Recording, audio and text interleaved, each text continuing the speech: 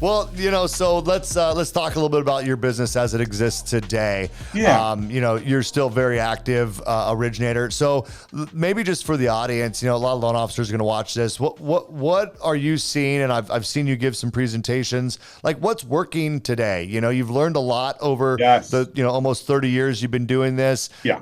I think that realtors haven't necessarily changed. The market's changed a bit. What's working for you? What are you finding, are the best strategies to keep your business not just sustained, but growing in a market like this? It's funny. I really do think that we are going through tremendous change right now. I think we are going through a change right now in the way we do business. I think that a lot of us are having to embrace different methods of communication. And it's really starting to become more and more about building individual brand recognition within a more consolidated lending environment. Okay. So, we've lost 65% of the licensed loan officers. Some say it's 72, 61, whatever the number is. It's 60. It's a lot. Okay. So Right. now It's a lot. it's a lot. All right. I feel like the way we communicate is changing. The way we have to communicate is morphing right now. Is it a newsletter? Is it a video of me eating chili con carne with a hold the key sign outside a house that I just sold? Okay. Is it me posting numbers, another happy close? Is it a Google review? Is it just, there's so many things, social media. So we're all fighting to find a new value proposition. Okay, because margins have compressed. you know, is online lending taking over? Is the value of the loan officer taking over? So what I do believe is that we're all trying to find our position in the space, and building the individual loan officer brand is important. But what's really starting to come to fruition to me when I listen to some of these coaching, that we do, the growth coaching, is really that you have to stick to the core basics. And I heard Patty talking about it today, Patty RVLO, in our all call for the company call.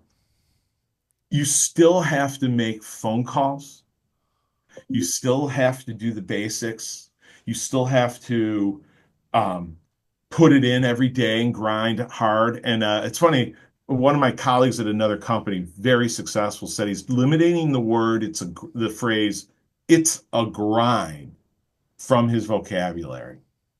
No more are we saying it's a grind on his team. That's what he said. And I've kind of, now every time I slip and say it's a grind, I pull myself back. It's not a grind. It's This just what is you got to do. this this is what we're doing. Okay. If it's a Right. grind, then you're not enjoying what you're doing. Okay. That's All right. right. So I'm actually really trying to find creative ways to break through relationships. I called today. I've got my sales tracker. I've made 12 calls today to real estate agents. I connected with four. Okay. I firmly believe this because you know me, Tony. You know I'm not happy with my production. Okay. 40 million Larry just doesn't cut it. Okay. All right. You're Right. talking to someone who's done 70, 80, 90 millions numerous years, someone who's done 112, 150 million numerous years, and someone who maxed out in the big boom over 200 million. So I've been there. Okay. So when I see me on track, 3.7 million, 4.2 million in a month, I'm not excited about that. It's actually I'm excited about the challenge it's bringing. Okay. Here's my thought. I used to get X amount of loans from these 15, 20, 30 agents, right? They were great. Two, three loans each, plus my passbook and some refis. It's 160 loans, 150 loans, average loan size 380, 40. That's 60, 70 million. We get a little rate drop. I get a little 80, 90 million. Oh, that's great. Okay. Well, here's what I've learned is that stat where they said 60, 70% of all agents haven't sold a home in the last 12 months is actually has to do with this little group that I've had. Okay. And they vary in age, this group, from 31 years old to 104. Okay. I mean, they're just the whole spectrum.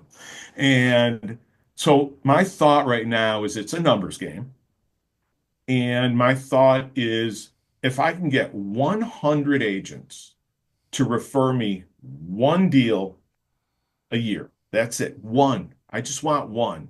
Meet them, bring a value prop, which is another conversation for another time, maybe. But you have to, as a loan officer, create your value prop, okay? And I've got mine, you have yours, we all got our thing. And but my focus is 100 agents that will at least refer me one transaction. And then I add that with my past customer, did the phone calls that I get from friends and family. Those aren't agents, those are easy. And then I get hopefully some refis that are out there. Okay, that to me is going to get me back to the 150 units, not the 97 or 88 or 100. Yeah, like that's going to double my production. And that's where Right. I just want to let that's what I'm focusing on is 100 agents. Well, how do I get there? I get there by building my brand online, but more importantly, and this is where the growth coaching comes in, okay? They're really right about this. You send a text, okay? I don't know about you guys, but I'm getting some really scammy texts now. Okay. My whole life is a scammy text. Okay. I mean, during this call, I probably got one that's promised me, $40,000 in commission and 105 leads, right? Okay. And you read that and you say, delete and report junk. Okay. That's what we did. Right. So I can't really text the agents, hey, it's Larry, give me a call, call me Larry, Larry, call me. They kind of blow me off a little bit. I noticed I wasn't getting love there. So I find that interacting on their social media, complimenting on their properties, their listings, their activity, and engaging in a conversation in that way. And I'm not at this for 6 months. I've just in the last couple months started to do that a little more. Okay. And I'm full disclosure. If you scale your business to have someone that you can share a marketing assistant with one or two or three or four loan officers, whatever that is, sometimes they can do it for you if you give them authority and you trust them and you train them. So that's another vein. But the bottom line is I myself am going on, great house, Lisa, awesome. This should sell quick.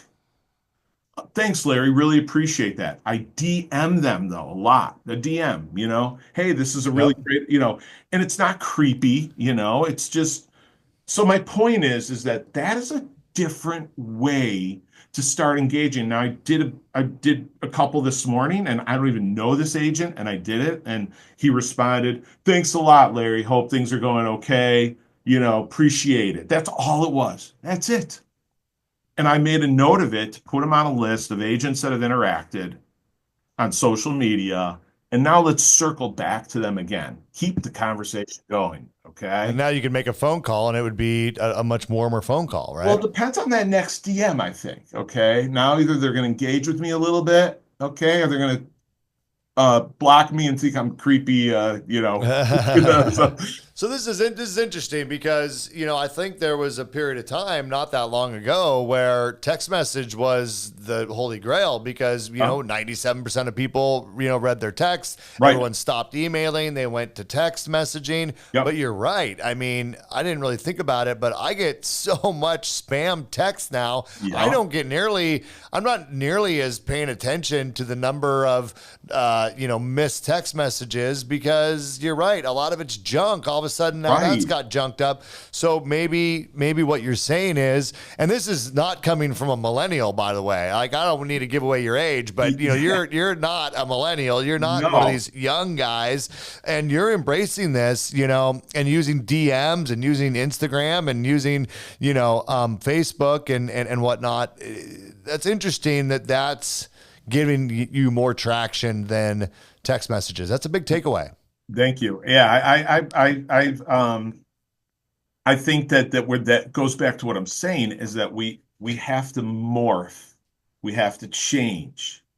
And I know there are a lot of loan officers between the age of 45 and 65. Okay. There really are in our business. I put that number as probably 50, 60%, maybe greater. Okay. I don't know. I think I'm seeing a bit of a youth movement though in originators, and it's kind of cool. I like that, Yeah. Yeah. Yeah. but I don't know. I just don't think, it's funny when you watch these shows like on 60 Minutes and you see them show some special person that's older and in their 70s or their 80s, but making a difference and making a change, you know.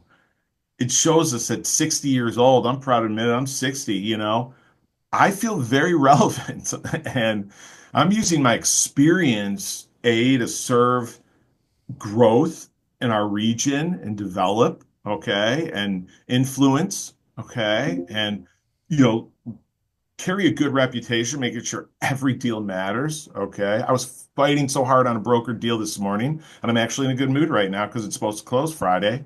And sometimes it wasn't cleared this morning, which was not a good feeling. Okay. So my point to you is that on that is that, you know, we have an opportunity, all of us, to really embrace what's going on in this crazy market. Okay.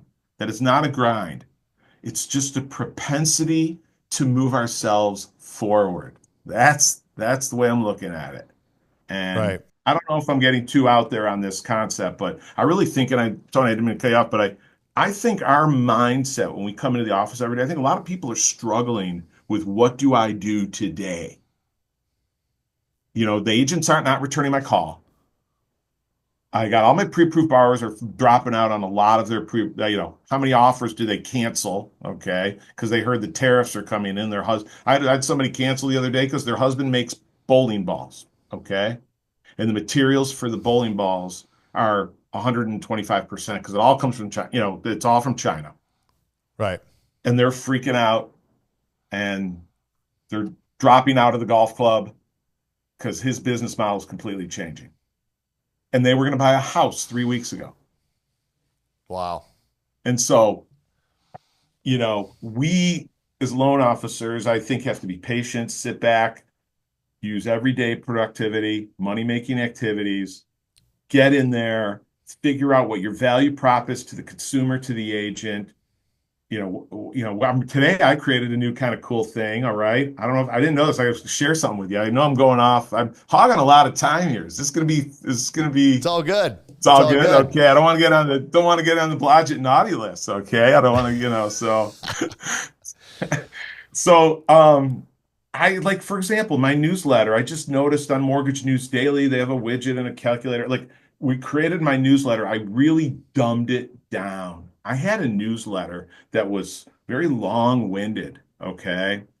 And I had this agent sends me every Monday the newsletter from the guaranteed rate loan officer every Monday. He loves me, sends me all his business, and I haven't had the heart to tell him after like 3 years you could stop sending that to me, but he still keeps sending it to me every Monday. And I look at what it is, and it's the rates, and it's a ton of information. Okay. And I look at it, and I don't know what happened. Yesterday, I responded, and I just had lunch with him the other day. I didn't even ask him. I go, "Do you actually like read these things and like these things?" And he responded, "No way. It's way too long, and I don't understand any of it." And I was like, Elliot, you've been saying. So I called him. So I completely recrafted my newsletter today to really shorten it down. Two little paragraphs. That's it. That's it. Right. And I'm going to set that's my new format. And I just realized that that's where we're talking about morphing and changing with the way people are doing business. And people read the subject line, they glance at a little subtext header, they don't even get to that end of that first paragraph. So you better have a Yeah. good image. You better have a good image next to it. So I found Right. today on Mortgage News Daily, there's a widget that'll show national averages of interest rates. And here's where I'm going with this. Okay. People ask me all the time as I played. Remember, I told you I played golf for the first time. The other one, right? Of course, Larry, what's up, man? How are you, buddy? How's business? What are rates at lately? You ever get that question in your life, Tony? That's all we get. Of course. I'm in mortgage. What are rates? So today I'm on Mortgage News Daily. We're recrafting our newsletter. I'm looking for some information. And I see they offer this customizable widget. And I was like, really? Could put in the NAF colors. Okay. So don't worry, legal and compliance. I'm good. I'm good. It's going to be perfect. Okay. All right. Going to be perfect. Hex 3.4721. It'll be perfect. And so I'm going to create a widget and I want to put it in my newsletter that shows the national average rates in addition to the stuff they're not going to read. but I will be able to maybe get better search engine optimization because they'll use my site as the easy place to find where a rate's at. Right. So, hey, where a rate's at, I'll just go to lendwithlarry.com. You just go right there. You'll find it right there. Right. Okay, cool, bro. Here, I'll text it to you. I downloaded our digital business card. I did that. And there, listen, am I going to run around the golf course waving my digital card at everybody? No. But my point is that, you know, when we go through our day-to-day life, whether we go to a party, friends, all this stuff, I want to, you got to morph today. Drive people to your website, drive them to your brand, drive them to who you are. You want to know what the rates are? Just go to my website. So you see where I'm going with all this? Oh yeah.